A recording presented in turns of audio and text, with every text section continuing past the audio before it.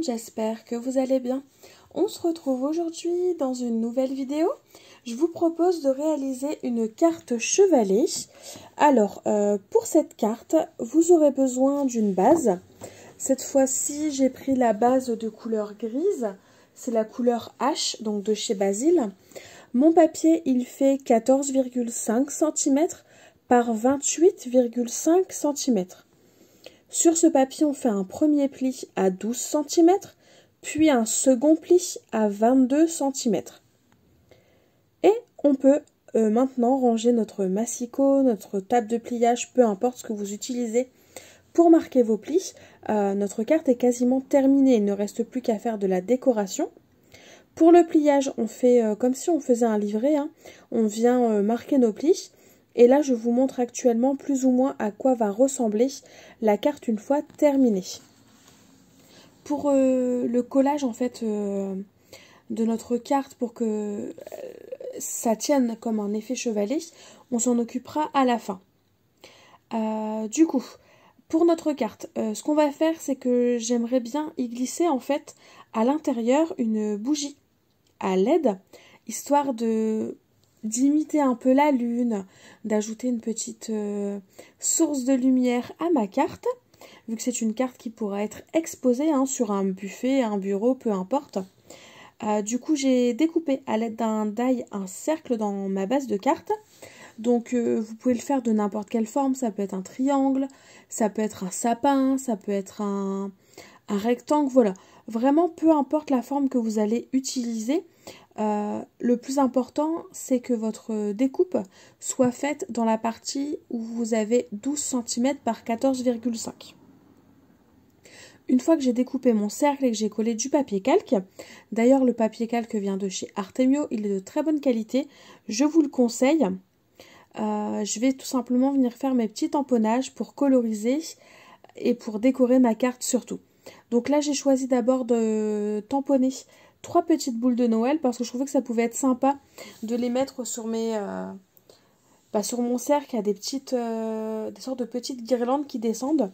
Mais je trouvais ça sympa, du coup de venir y mettre des petites boules de Noël et jouer vraiment sur le côté un petit peu décoration pour les fêtes.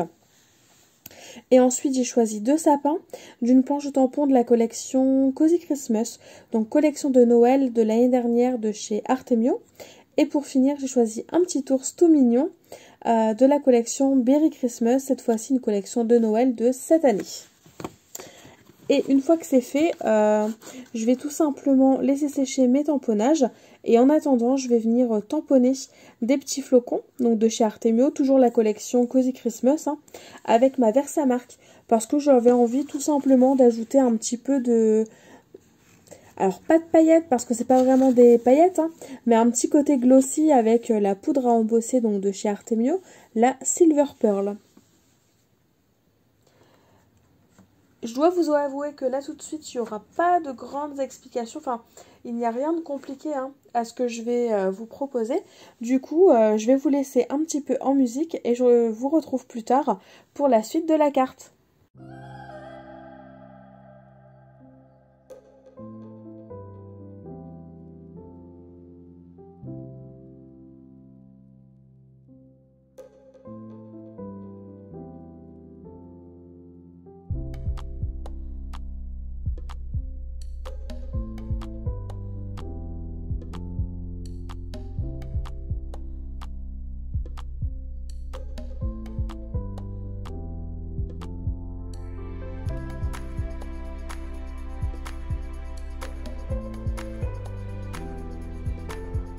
Pour la colorisation de mes tamponnages, je vais tout simplement utiliser les feutres aquarellables de chez Zig qu'on peut retrouver sur la boutique custodeco.com. D'ailleurs, si vous voulez retrouver tout le matériel que j'utilise, n'hésitez pas à aller faire un tour en barre d'informations. Et si jamais vous êtes directement sur le site, ce qui est tout à fait possible, n'hésitez pas à aller dans la rubrique Inspiration DIY. Vous choisissez tuto carte chevalet, quelque chose comme ça. Et vous allez avoir un peu plus bas, enfin vous allez avoir dans un premier temps ma vidéo tuto et ensuite un petit peu plus bas la liste complète du matériel pour réaliser ce tutoriel. Donc n'hésitez pas à aller faire un tour, ça va vous faciliter la vie pour retrouver tout le matériel en une seule fois.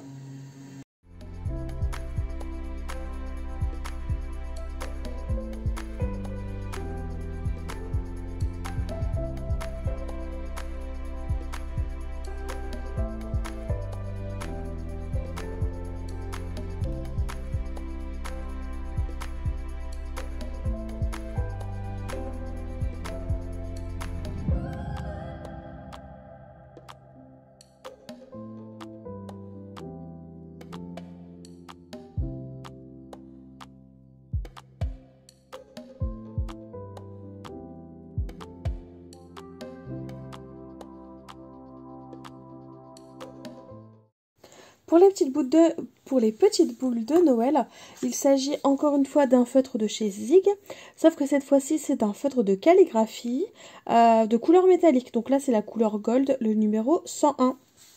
Et il est vraiment très chouette si vous voulez ajouter des petites touches de doré très facilement à l'aide d'un petit feutre.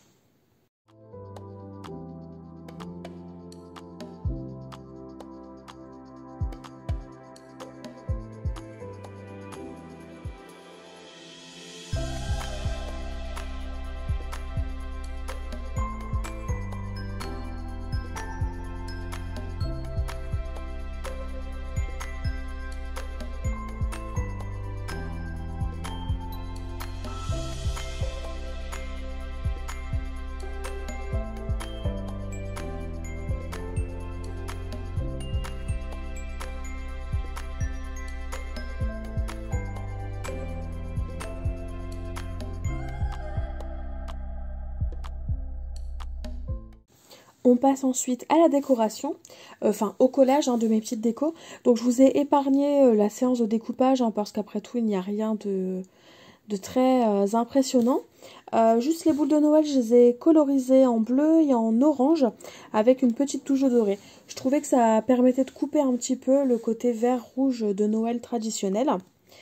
Du coup c'est parti, je colle tout simplement mes petites boules de Noël sur mes pseudo-guirlandes, comme je vous l'ai dit tout à l'heure. Et ensuite je colle mes sapins.